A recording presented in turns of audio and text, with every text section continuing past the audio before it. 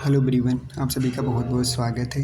इस वीडियो में बात करेंगे एक समीक्षा अधिकारी को मिलने वाली सुख सुविधाओं के बारे में बात करेंगे। यदि आपने यूपी आरओ का फॉर्म भरा है और आपसे अगर पढ़ाई नहीं हो रही है तो यह वीडियो आपके लिए बहुत इंपॉर्टेंट है। यह आपको मोटिवेशन से भर देगा। इस वीडियो को प्लीज़ अंत तक ज़रूर देखिएगा। सबसे पहले अगर यदि आप आरओ बन जाते हैं तो इस चमचमाती बिल्डिंग में आपको कार्य करने का मौका मिलेगा। ये उत्तर प्रदेश की सर्वोच्च संस्था है। सर्वोच्च संस्था में आपको यहाँ पे कार्य करने का मौका मिलेगा। यदि आप 27 जुलाई को एग्ज़ाम है इसका आरओ का, उसके लिए आप जी तोड़ मेहनत करिए अगर आपको इस संस्था में कार्य करना है तो। ठीक है, अब यहाँ पे बात करते हैं आपको यहाँ पर क्या क्या सुविधाएँ मिलती हैं। यदि आप एक समीक्षा अधिकारी या फिर सहायक समीक्षा अधिकारी अगर बन जाते हैं तो सबसे पहले आप राज्य की सर्वोच्च संस्था में कार्य करेंगे। यह राज्य की सर्वोच्च संस्था है, ठीक है। और आपको वेतन तो लगभग 70 से 80 हज़ार आपको यहाँ पर वेतन मिलता है, ठीक है। जो एक व्यक्ति के लिए जीवन यापन के लिए बहुत है, क्योंकि ये बढ़ता भी रहता है। ऐसा नहीं है कि 70-80 हज़ार पे ठप रहेगा, ठीक है। ये बढ़ता रहेगा, ठीक है। जब आप रिटायरमेंट होंगे तो आपकी अच्छी खासी सैलरी होगी, ठीक है। तो यहाँ पे आपको एक जॉब सिक्योरिटी भी यहाँ पर आपको मिल जाती है, ठीक है। वेतन तो मिलता ही, आपको जॉब सिक्योरिटी भी रहती है और प्रदेश की सर्वोच्च संस्था में आप कार्य करते हैं, ठीक है। और आपको यहाँ पर फ्री में आवास भी मिलता है, वो भी लखनऊ जैसे शहर में आपको फ्री में। कौन नहीं चाहता कि आप अपने माता पिता के साथ, अपने फैमिली के साथ लखनऊ जैसे शहर में रहें। बहुत सारे ऐसे फैमिली वाले हैं, ऐसे लोग हैं जो अभी तक गाँव में रहे हैं। उनका सपना होता है, उनके बच्चे चाहते हैं कि हमारे मम्मी पापा भी शहर में रहें। तो आपके पास एक अवसर है, यदि आप आरओ बन जाते हैं तो आपको लखनऊ में एक इतना बड़ा आवास मिलेगा जिसमें आपके मम्मी पापा, आपकी पत्नी, आपके बच्चे आराम से रह सकते हैं। आपको 3 बीएचके रूम वहाँ पे फ्लैट मिलता है। 3 बीएचके आपको 3 कमरे का वहाँ पे जो है एक आवास मिलता है। यदि आपको आवास अगर नहीं मिल पाता है तो लखनऊ में रहने के लिए आपको आरओ के लिए लगभग 5600 रुपये किराया मिलता है और 5500 रुपये लगभग एआरओ के लिए यहाँ पर किराया मिलता है।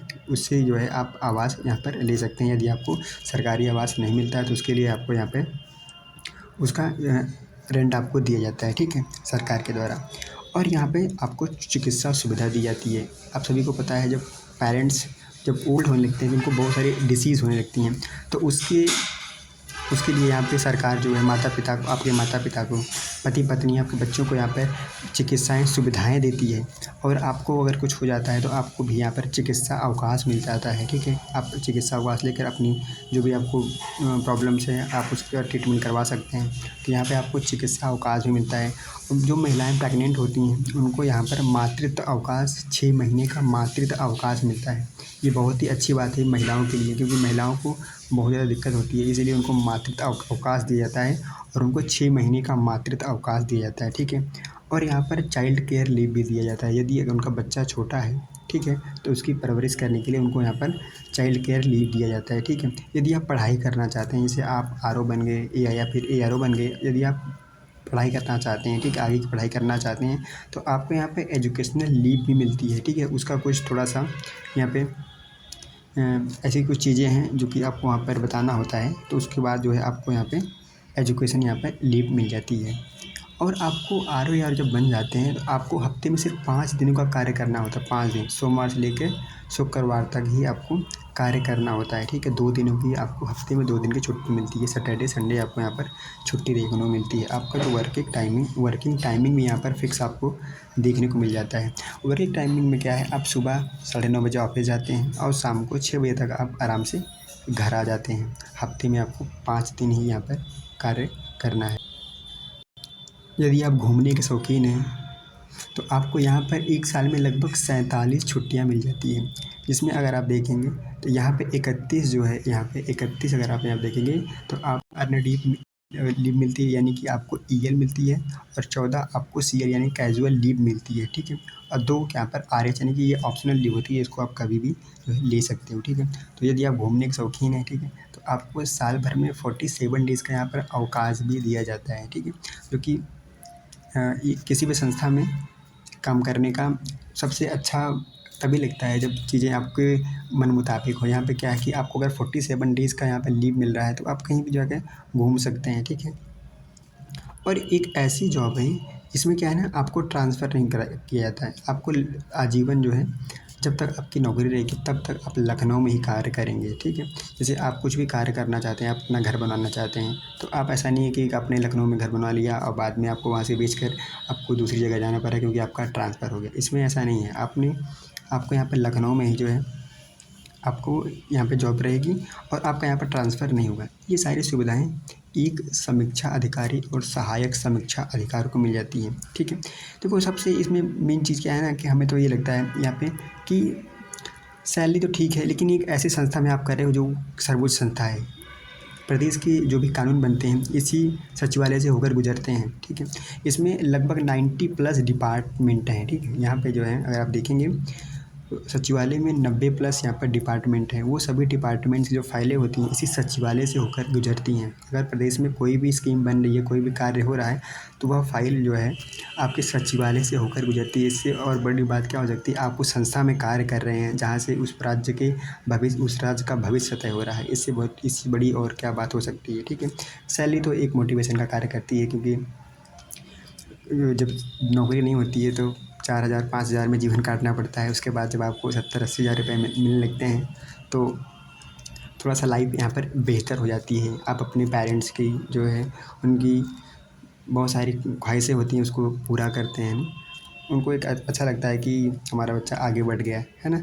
ये सारी चीज़ें आपको देखने को यहाँ पर मिल जाती हैं। यह एक RO बनने पे मिलती हैं, लेकिन आप RO कब बन पाएंगे, जब आप इसका प्री और मेंस का एग्ज़ाम क्लियर करेंगे। इसका प्री एग्ज़ाम 27 जुलाई को है, ठीक है। और इसका मेंस भी लगभग दिसंबर तक आपका मेंस भी हो जाएगा। आपके पास लगभग अभी प्री होने में 90 डेज़ से भी कम समय बचा हुआ है। आज यहाँ पर 2 मई हो गया, आपका एग्ज़ाम 27 जुलाई को है।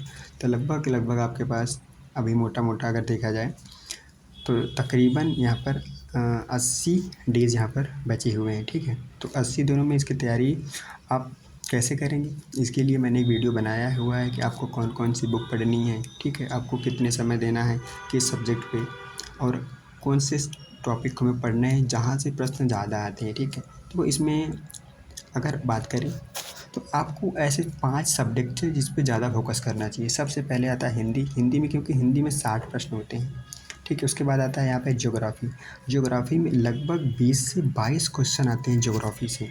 उसके बाद आता है पॉलिटी आता है, ठीक है। यहाँ पे उसके बाद आपका आ जाता है हिस्ट्री आ जाता है। हिस्ट्री से भी अच्छे खासे क्वेश्चन आते हैं।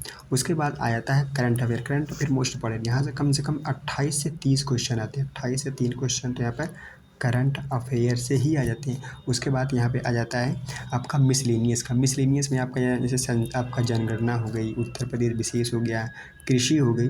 यहाँ से भी अच्छे खासे क्वेश्चन देखने को आपको RO में मिलते हैं।